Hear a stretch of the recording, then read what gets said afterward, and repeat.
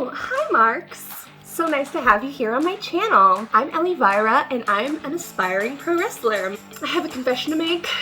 I have a bit of a fetish for wrestling gear. Not like in a really gets my rocks off kind of way, just in like when I see my favorite pro wrestler enter in new gear, I go, So I train on the NorCal Indies circuit. I keep seeing the same things over and over again when it comes to gear on the Indies. There are these super talented guys in the locker room who never get over, have trouble connecting with the fans. A lot of them are incredible wrestlers. They're just incredible athletes, really fun people to be around, really strong, like they've got everything going for them, except for their look. Look, I don't want to be like some know-it-all, shady teenage girl or something. And I know what you're all thinking. Elvira hasn't debuted, and Elvira has no cred.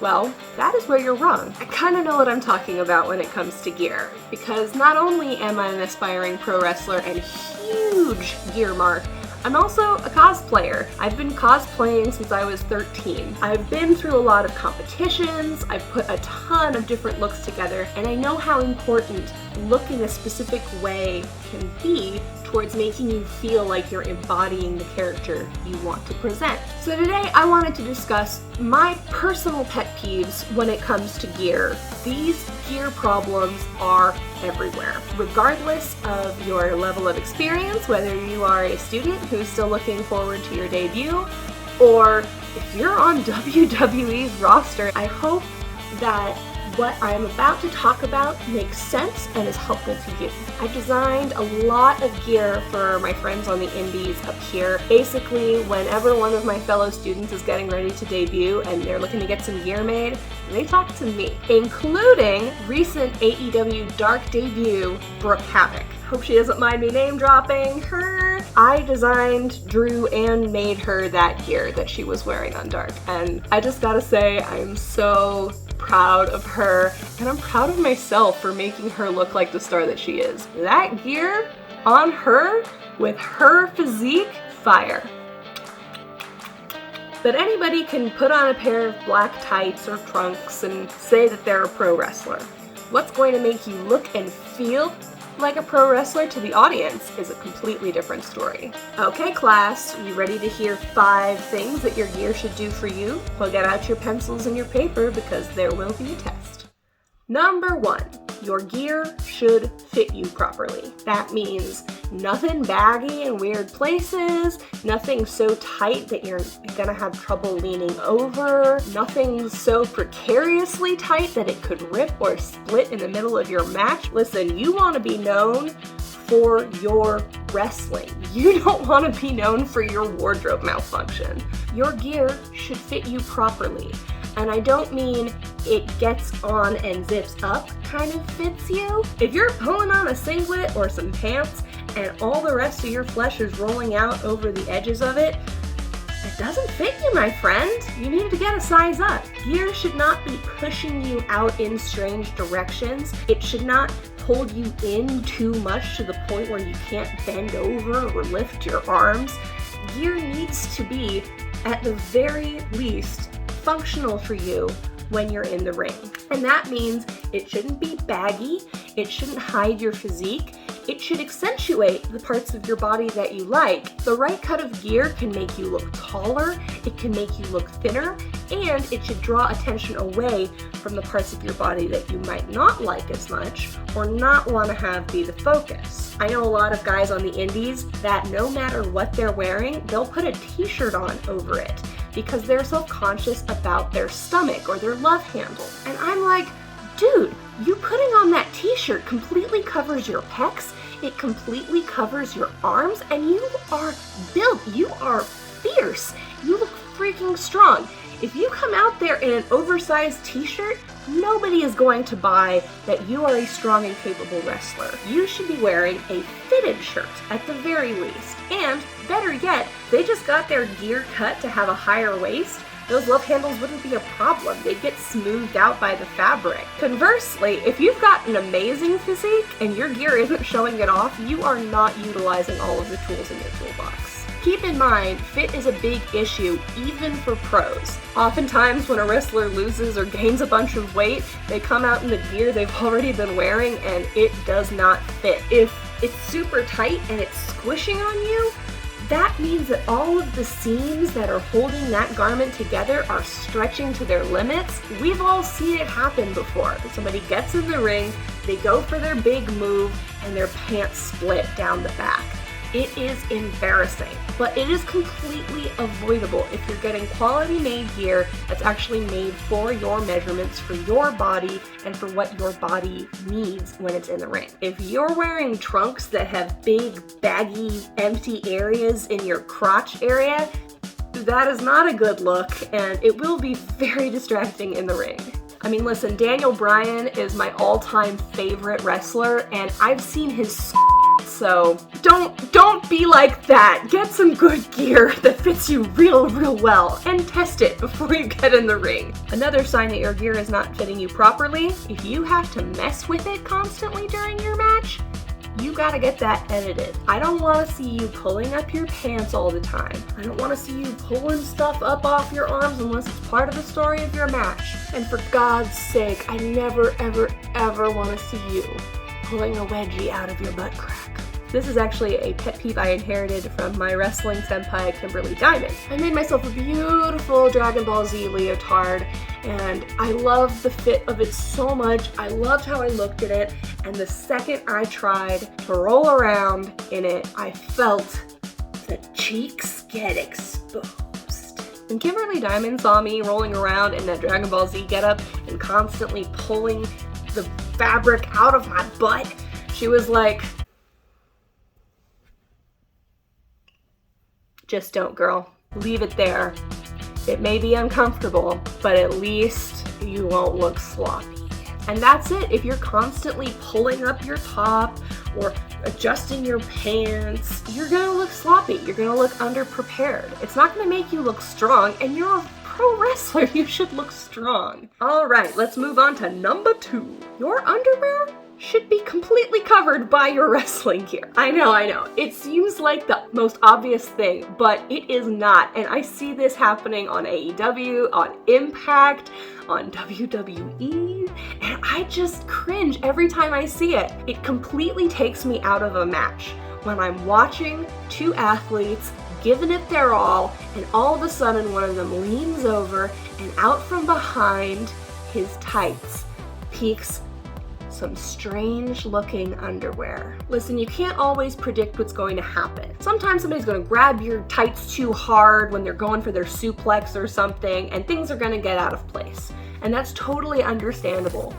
But if you're wearing like fluorescent orange waistbanded boxer briefs and black tights, girl, I'm gonna see that from a mile away, and it is gonna take me right out of the action. I don't care how good you are in the ring. If I can see the edge of your tighty whities peeking over your dark pants, if you are wearing dark colors, you should at least be wearing dark underwear, okay? And lady folk, this applies to us too. If you can't help showing a bit of bra strap, at least try to tie it into your gear somehow. Make sure that it's a color that complements other stuff that you're wearing, so that if you happen to show a little bit of it while you're moving around, nobody's gonna bat an eyelash. But if you're wearing something with a halter neck and you've got two straps just right there for the world to see, like, girl, come on. As women in this industry, we are constantly under scrutiny for our looks as it is. The last thing you want to do is give the haters something to talk about. Shanna is one of my very favorite women on the AEW roster. When she debuted that really adorable, now completely iconic Dragon Ball Z gear, she had these black bra straps that were showing, and I was so distracted. She had this great storyline with Nyla Rose. All I could think of while they were sending each other through tables was, girl, you should just wear a different bra. On Dark lately, Shanna's been wearing a bra that fits with that gear very well. I've peeped it, but only because I was really looking for it. And I think it's awesome that she's taken note of that and made an upgrade. Another thing I see a lot specifically for men is that they wear a lot of dark underwear, and then they'll get a pair of white or otherwise light colored tights, and suddenly I can see where their shorts end and their legs begin. Don't do that, and instead just embrace the tighty-whities. They're gonna show up a lot less. Listen, visible underwear is gonna happen sometimes. Pro wrestling is a very active sport. A lot of the time, the fabric's gonna get jostled, and there's really no helping it. My number one tip for avoiding this as much as possible is simply look at the cut of your gear and try to find undergarments that are going to be hidden very well under the gear. In general, if you can find underwear close to your skin tone, that is the way to go. But if not, try maybe tying in the color of the underwear you have to wear with something else on your gear. Find things that are in complementary colors to your gear. If you've got a black waistband above those tights and you've got black text down the side of those tights, it's not going to be as obvious a wardrobe malfunction as if you were wearing like camo or something. Number 3 also should be a total no-brainer. Your gear should be comfortable for you. A lot of my friends on the indies have bought some really fancy, really beautiful gear that just wasn't cut properly for them. They'll put it on and they'll say that it's too revealing or that it's too tight in areas. Whenever I'm designing gear for someone, I always ask them, what do you train in? Because from my experience, that can make a huge difference in going from practice matches to actual matches. One of my classmates would always wear basketball shorts with compression shorts underneath it to training. Suddenly, when he's debuted, he's wearing skinny jeans with a belt on it, and he is struggling to get his moves right because the programming is off. One thing I see a lot with women is they'll train in a very compressing sports bra and an old ass t-shirt and some booty shorts. Then suddenly they get their gear made and it's a teeny tiny bra with very little support for their top, and their bottoms are basically panties. And not only do they feel self-conscious about the way their body looks while it's moving, oftentimes they're sitting there pulling things up, adjusting stuff.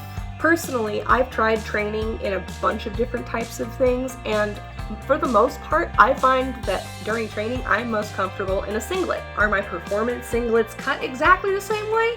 No, because I've got really long legs that I want to show off. So, I'll shorten the leg a little bit. I'll cut it a little bit differently to show off my arms and upper body, which I'm very proud of.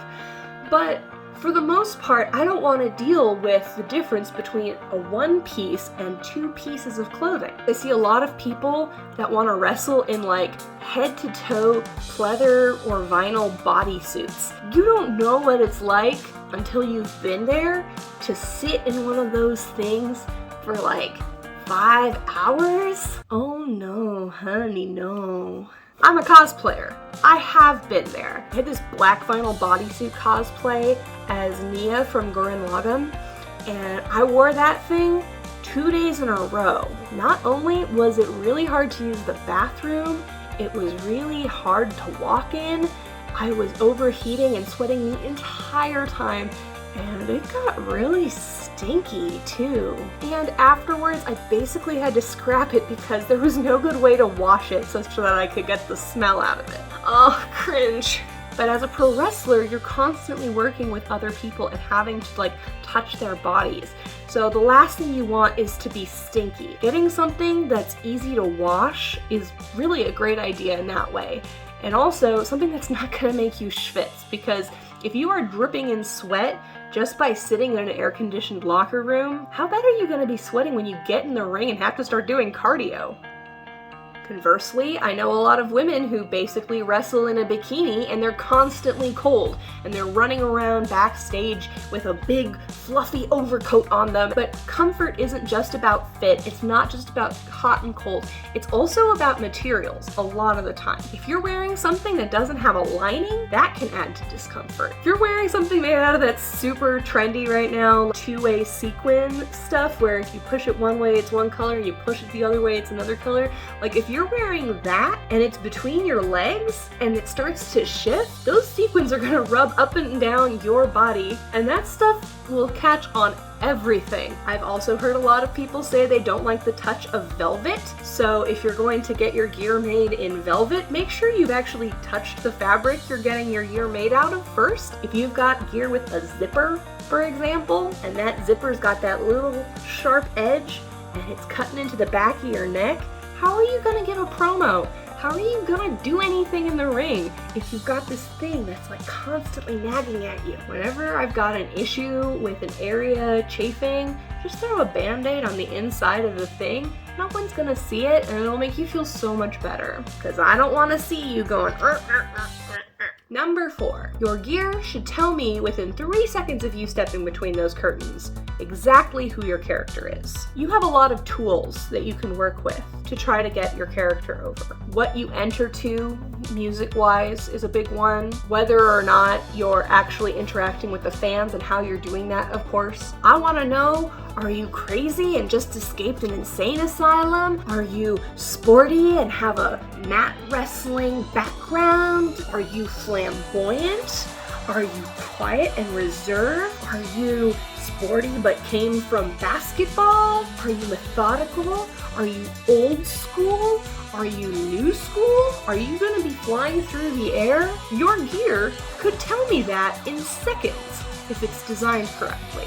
I got the name Elvira because I was trying to be a spooky character, managing a couple of other spooky characters. Immediately, everyone thought I was a heel because I entered wearing all black. I was going for goth. I guess people don't think of goths as peppy or happy at all. Not true for all the goths I know, but whatever. Everybody assumed that me and my boys were heels because we just wore a lot of dark colors, but we were going for like a spooky, supernatural superhero kind of thing.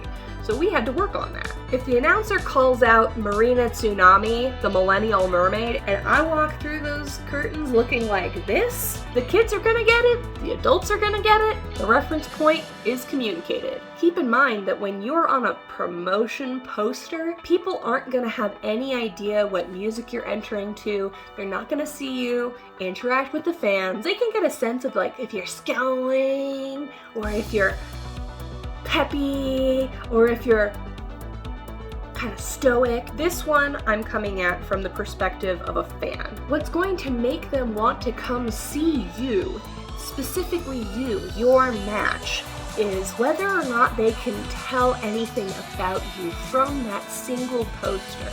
And this is especially important if you've got a wrestling name that I like to call first name, last name. If your wrestling name is something that I can't Google to find you specifically because it's too much like an actual name, you're really gonna want to focus on your look because people are gonna need to find you somehow. As a rule, we know that kids love superheroes, so if you're trying to get over with a bunch of kids, wearing bright colors in superhero cuts is a really good way to do that really easily. Alternatively, if you're kind of like a snooty rich kind of heel, wearing gear that looks super expensive, you know, maybe has a couple nods to brands, that's gonna be a great help to you. So think about what your character would wear. What makes sense for the references that you're making? Are you the Ultimate Warrior and super flamboyant? Are you more like Minoru Suzuki, wearing simple black trunks and very stoic?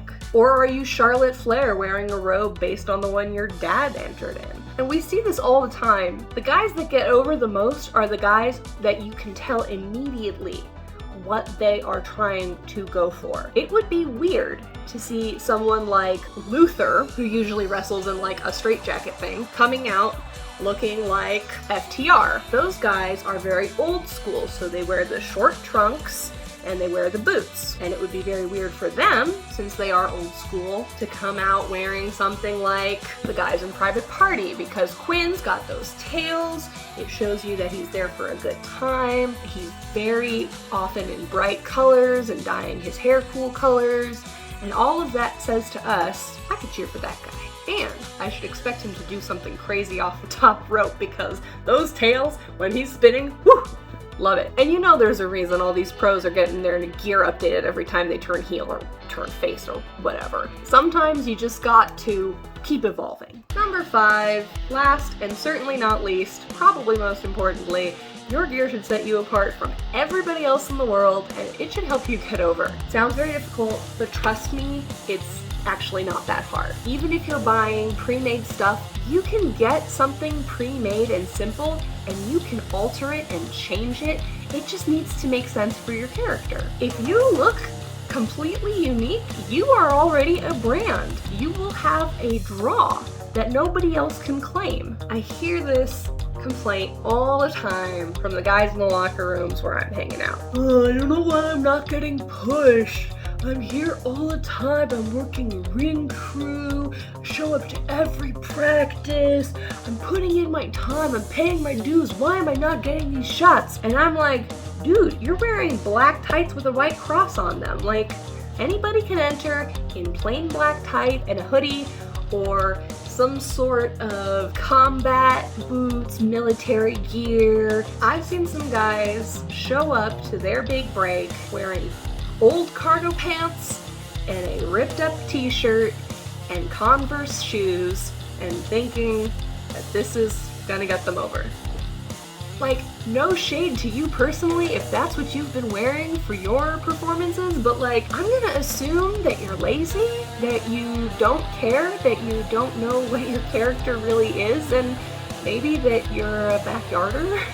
Everybody thinks they're gonna look like John Moxley, or they're gonna look like Darby Allin when they come out there in this stuff. Those guys are wearing the same exact pair of perfectly fitting pants that they've been wearing forever. And actually, come to think of it, John Moxley is constantly pulling up his pants during his matches, which always irks me because I love him so much, but I'm like, dude, just wear a different belt, man. I can't stand it. I don't want to see his butt crack. I just want to see him wrestle. The audience is going to respond to polish and intention and direction, you know? They're going to see that you have put in effort, and they're going to reward that effort by paying more attention to you than the other guys. If you come in and you're wearing all black, you don't look like a badass, you look like a jobber. And really, budget, timing, and experience are no excuse. Listen, not everybody's a money mark. I get it. Most of the pro wrestlers I know are working like 2 part-time jobs to be able to afford their training, and they're getting paid $20 to spend $40 on gas to drive out to who knows where and wrestle for 15 people. It's not an easy business to be in when you're broke, and I get that. But even if you're broke, there is so much you can do to improve your look. If you're buying something off the rack, your gear doesn't have to be boring. There are cheap and easy things you can do to take the most simple, drab, everyday gear and really make it something more your own. Actually, I'm going to be talking about that in my next wrestling video. So if there's anything specific you want to know about, comment down below and I'll make sure that I include it. And that's all I want. Like, I love wrestling. I want to see everybody make it. I want to see everybody get their best shot possible. That's why I made Brooke Havoc's gear for her. I saw my wrestling sister going off to take over the world, and I was like, I'll be damned if somebody from East Bay Pro Wrestling gets to go on live television and not look like an absolute star. That's how it is. And when it comes to getting over, you just gotta throw things at the wall and see what sticks. If the gear that you're entering in is getting a lukewarm reception, change it up next time. Don't keep doing what you're doing. Do something different. Put on a jacket that you can take off. Style your hair differently. Go to the dollar store and get some Mardi Gras beads. There are so many people who think they can never get over in pro wrestling because they don't look like Hulk Hogan or they don't look like Becky Lynch or Charlotte Flair. And like, I hear you. I feel that way sometimes too, but it's not about having the look, it's about having a look and having a distinctive look that you can take with you from place to place and form a recognizable brand. That's completely invaluable, and I promise you that if you invest even little tiny bits of money in this over time, your gear will improve and your fan base will grow. Woo! Whew, this seemed to be a pretty long video actually, but I hope that if you are a pro wrestler of whatever level or an aspiring pro wrestler like myself, that you found this interesting and informative and that it made you think. And the next time you're watching a pro wrestling match, whether it be on TV or in somebody's backyard or on YouTube or whatever, take a peep at their gear. Think about what their gear is doing for them and what you think it could be doing better. I want to make more wrestling content for YouTube. I'm very new to all of this, but I think I've got value to add to this community, even though I'm stuck at home and quarantining. Like, I haven't been able to get in the ring since March because of my health issues. I've been stuck indoors all this time. I'm looking for something to do to make me feel connected to the wrestling community. I hope that I came across as passionate and competent and not like a total jerk. I swear that I only say this stuff from a place of love. I love pro wrestling. I love it in all of the forms I've ever seen it take, and I just want to make this industry so amazing and accessible. And I want all of my local guys to get over. I want to see Northern California pro wrestlers take over the world. If you found this video at all helpful or interesting, please give it a thumbs up. I like looking at pretty metrics, so comments and subscribers are always very much appreciated. I'm really trying to get to that 100 subscribers mark so that I can get a custom URL. I really want youtube.com/Elivira. I don't know if it's already taken, but I'm already freaking out about it, so please, please, please subscribe, and hopefully we'll get there. I think I've done all the YouTubing I can handle right now, so I have been Elivira. Thank you again for watching my video, and bye.